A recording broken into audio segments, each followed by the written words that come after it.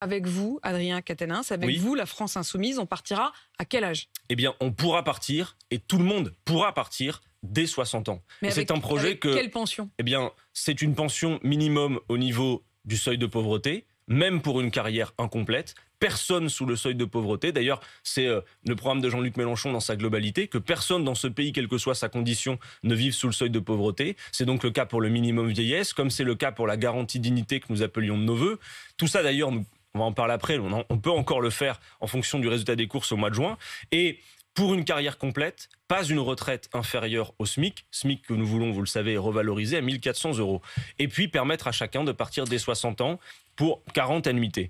Alors, une fois qu'on a dit ça, bien sûr, la question que vous allez me poser, c'est comment on finance. Non, mais pour le coup, Emmanuel Macron, il est pour remonter les minimums vieillesse, Enfin, lui, c'est 1 100 € pour une carrière complète. Mais 1 100 €, c'est le minimum, c'est le seuil minimum de pauvreté. C'est-à-dire que c'est en effet pas une grande augmentation, mais surtout... Non, mais ça veut dire qu'en tout cas, il s'engage lui aussi. Oui, mais c'est pour une carrière complète et à la faveur... qui soit à moins du seuil de pauvreté. Il le finance pas en partageant mieux les richesses, il le finance en vous faisant travailler le plus longtemps. Non, mais moi, je vous parle du résultat pour le retraité.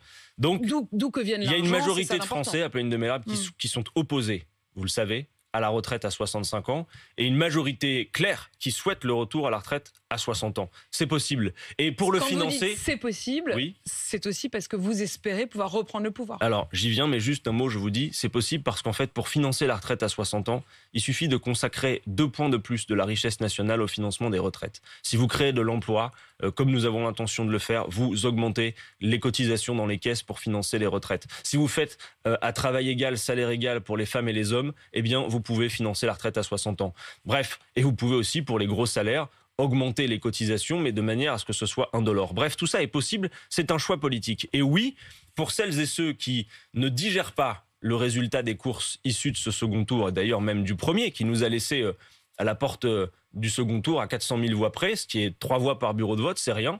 Tout n'est pas terminé. Je crois que plus que jamais, Apolline de Malherbe, d'ailleurs moi je suis surpris de voir que depuis le 10 avril, des gens me parlent dans la rue des élections législatives. Déjà, au mois d'avril, ça n'était jamais arrivé.